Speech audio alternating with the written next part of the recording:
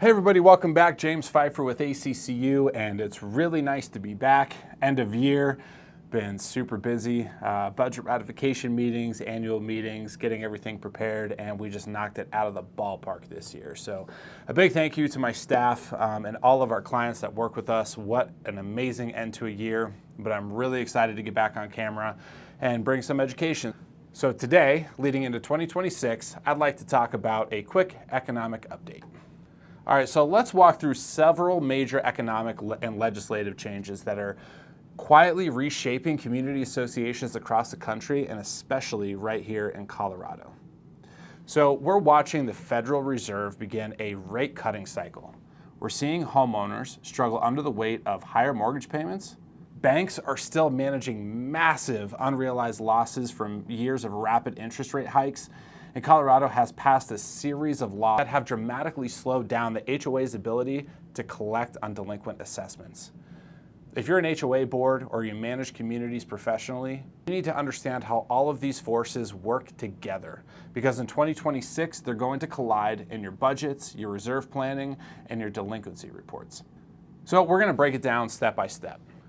All right, first, rate cuts and what they really mean. Yes, the Federal Reserve has begun cutting interest rates. And yes, that's a sign that the economy is stabilizing after 2 years of aggressive tightening. But we need to be honest about what rate cuts actually mean for housing and our HOAs, right? So mortgage rates don't drop instantly when the Fed cuts these rates. They move with investor expectation. And even with the cuts, the mortgage market is still pricing loans in the mid 5 to low 6%. And of course, this is drastically higher than the 3% world homeowners became accustomed to during the pandemic. And this matters because more than half of American homeowners have a mortgage rate below 4%. I know, it's crazy. They simply don't want to sell their home, buy a new one, and replace that low rate with today's higher rate. And it just makes sense, right? So it's a lock-in effect that reduces inventory, it keeps these prices elevated, and slows the movement of people between communities. So for our HOAs, these rate cuts, they help a little, but they're not solving the affordability problem that is now baked into the housing market. It means fewer sales, fewer new buyers, and more financial pressure on owners who are already stretched. All right, next I want to talk about these portable interest rates and whether or not they're even going to happen. You may have heard of long-term portable mortgages or portable interest rates. The idea sounds fantastic, right? You take your low mortgage rate with you when you purchase your next home. Other countries do it, but not here in the US, and this is why. Our mortgage system depends heavily on securitization, bundling home loans into investment products that pension funds and institutions purchase. Those structures assume that the mortgage is tied to a specific property with defined risk characteristics. Portability breaks that model. That doesn't mean the idea is dead. Policymakers are still discussing it because the housing market is frozen. But even if portability is introduced, and it will likely be limited, narrow in scope, and really slow to roll out, and importantly, it will only help people who already have low mortgage rates. It does nothing for first-time home buyers or renters trying to become owners. For HOAs, the impact is minimal in the short term. Associations should assume the current affordability crisis continues well into 26 and 2027. All right, we're going to talk about banking a little bit. And for my friends who are bankers out there, feel free to correct me on any of the stuff that I'm wrong about. When rates rose rapidly in 2022 and 2023, banks holding long-term government bonds saw the market value of those bonds fall sharply. These losses, they're called unrealized losses because the bank, they don't actually lose that money until they sell the asset. But the losses, they still weaken the balance sheet of that bank. So across the banking system, these unrealized losses have totaled hundreds of billions of dollars. Now, why does that affect your HOA? It may affect the HOA because banks with weakened balance sheets become more conservative lenders.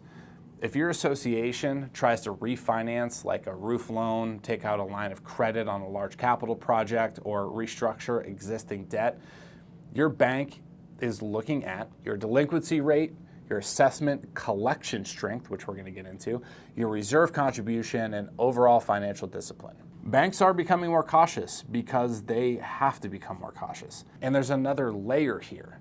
The U.S. Treasury has begun large-scale buybacks of government debt to support liquidity in the bond market. Buybacks of this magnitude have not happened in decades. They indicate that the government is actively working to stabilize the market because of the stress it's remaining in the system. So the takeaway is simple. Banks, they're stable, but they are not generous. And HOA lending is becoming more selective and more expensive. And how does this connect to delinquencies? When the economy tightens, households feel the pressure first. We know higher insurance premiums are here, higher food costs are here, utilities, student loans are restarting, still elevated mortgage payments.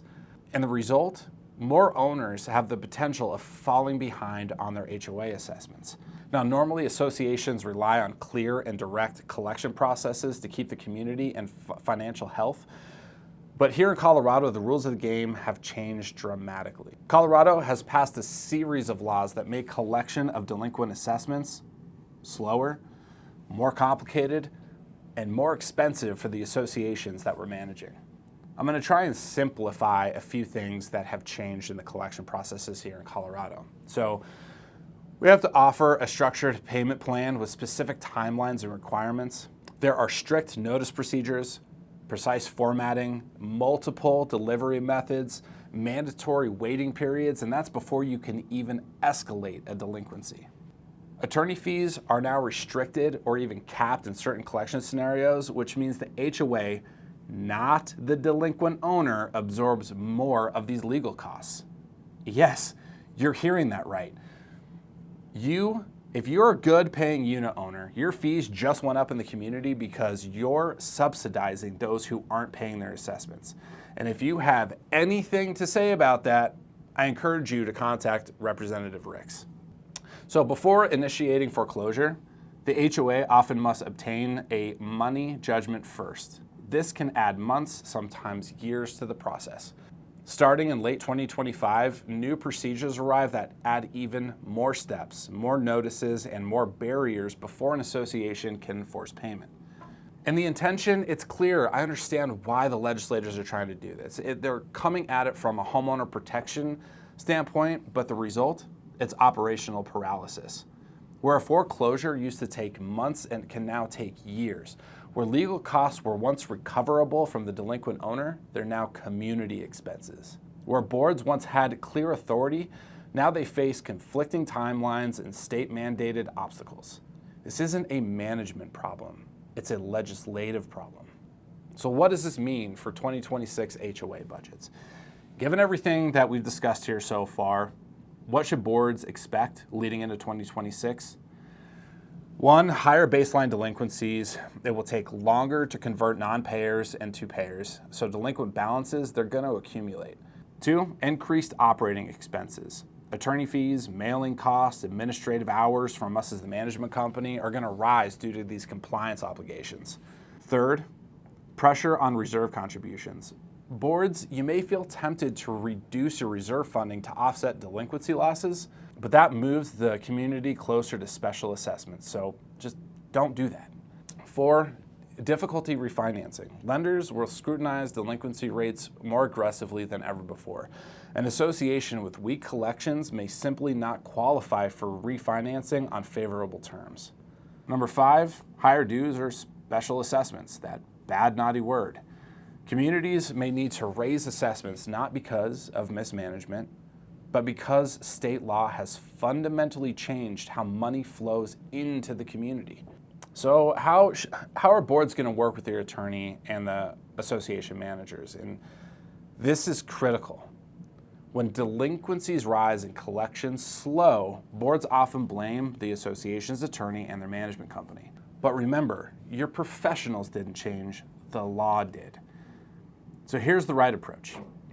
First, hold a joint briefing with your attorney and your manager and have them walk the board through the updated legal requirements and realistic enforcement timelines. Next, update your written collection policy. If you haven't done that, do that. Make sure it complies with every new statute and clearly defines the escalation steps. After that, redefine performance metrics. Measure accuracy, compliance, communication, and recovery rates, not just speed.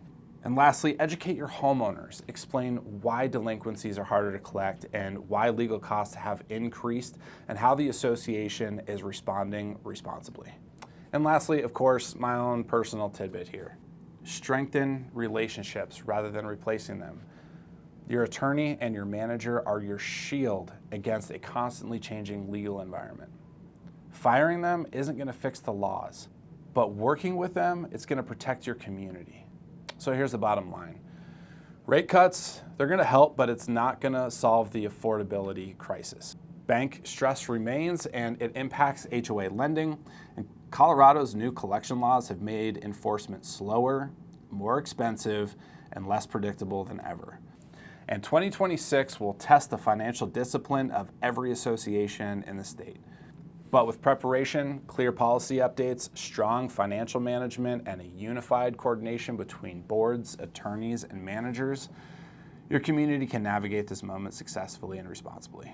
If you've enjoyed this content and have found it informative, if you'd give it a like and please share it with somebody who could benefit from this education, I would certainly appreciate it. My name, James Pfeiffer. I'm with ACCU. I am a resource to you at any time. You can always reach out to me, 303-733-1121. Until next time, I look forward to bringing you additional educational content. See you then.